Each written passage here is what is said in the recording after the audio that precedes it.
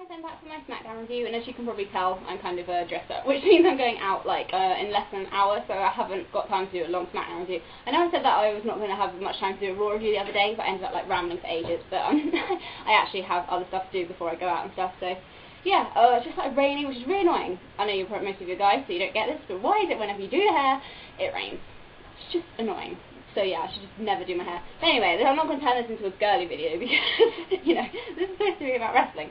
So yeah, Smackdown was average again. You probably guys, you can just know that I'm going to like say that like every single Smackdown review now. Smackdown was average because it just was. They just, I don't know, most like, I know a lot of the matches, like, they are obviously kind of building towards Money in the Bank and stuff, but just, they have so many matches on SmackDown that they, like, we've seen before, and I think that's what annoys me. You just, like, for an example with the women's match, Tamina versus AJ, how many times have we seen, like, Tamina and Alicia Fox versus AJ and Caitlyn, or, like, one of them facing the other? It's just not interesting anymore. Like, you kind of need a bit of a variety, but, like, you just don't get that on SmackDown anymore, which I think is the biggest problem that I've got with it.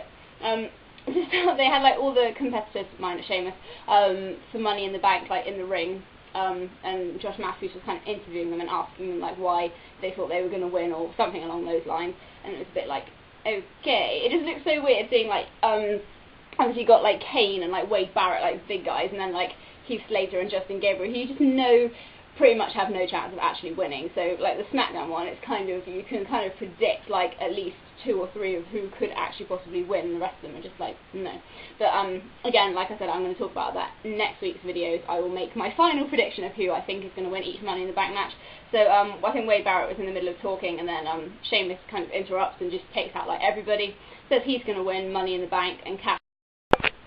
Don't you just hate it when your battery runs out on you when you're in the middle of a video? So Sheamus, yeah, he said that he's going to win Money in the Bank and he's going to cash in on Orton after he beats Christian, which obviously, you know, makes some like heat between Christian and Sheamus. I don't know if they're going to like possibly turn Sheamus face after this. I don't really know, because I can foresee Christian finally beating Orton and then Sheamus cashes in on him, so obviously he gets like screwed out of it again. That would be kind of epic if they did do that, really.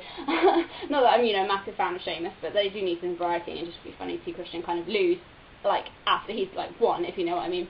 So yeah, but we'll see what happens with that anyway. And then Teddy Long comes out and makes the main event for SmackDown, Randy Orton versus Sheamus.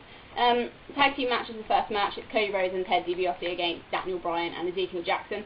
Booker T really needs to learn his like wrestling moves. He called an Alabama slam a sidewalk slam. Obviously Josh Matthews like picked up on it that he did that, and it's like, hello, how long have you been a wrestler for and you don't even know like these basic moves, what they're called? I know I don't know the name of every single move, but that is quite a common one, and I don't really know how he got that wrong, to be honest. But yeah, averagey match. Ted DiBiase wins with a Dream Street on Zeke, and obviously after the match he kind of went to Cody, you know, and said, look, I finally did it, but Cody Rhodes just storms away from him, so obviously I guess he's not liking it now that Ted DiBiase is actually picking up victories instead of him. Trent Beretta against Jinder Mahal in a squash match, which is boring. Great Khali on commentary was hilarious. He like couldn't get the headset on for so long, and then he was like, obviously, you know, he actually spoke English.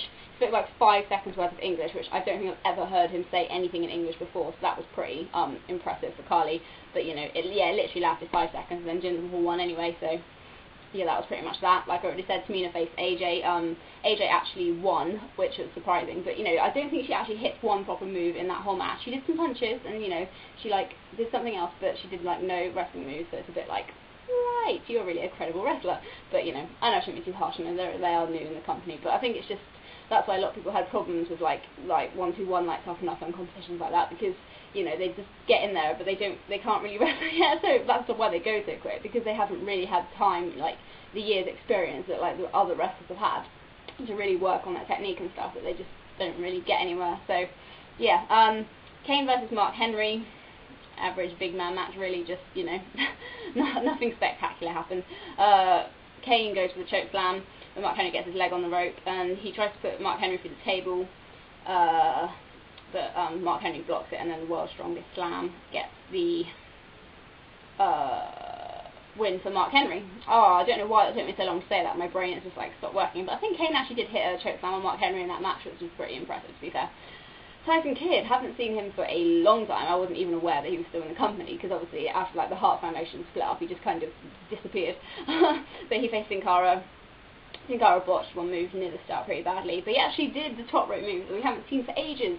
So I wrote yay for top rope move because I always like that one. I thought it was good. So when people who can actually take it well, then it's good to see it like every now and again. So Sin Cara got another win. Tag team match: Heath Slater and Justin Gabriel versus the Usos. I think they need to have like tag team. I don't know. I know there's not a lot of tag teams, but because these guys fight each other all the time, and yet they don't like get any tag team title shots at all. So either they need to get enough tag teams back on there to have a tag team title on each show, or at least kind of have the champions split between Raw and SmackDown, because it just seems like they're fighting each other constantly for like no reason whatsoever. The Usos actually get the win, which was quite surprising. I thought that well, they're not a core anymore, are they? I'm going to call them a core anyway, because I can't be bothered to always say Heath Slater and Justin Gabriel. So I thought they were going to win, but the Usos won. And then the main event, see, the SmackDown seemed really quick this time. I just felt like it went really, really fast, and I was like, okay. But yeah, main event, Randy Orton versus Sheamus. Christian's on commentary for a bit.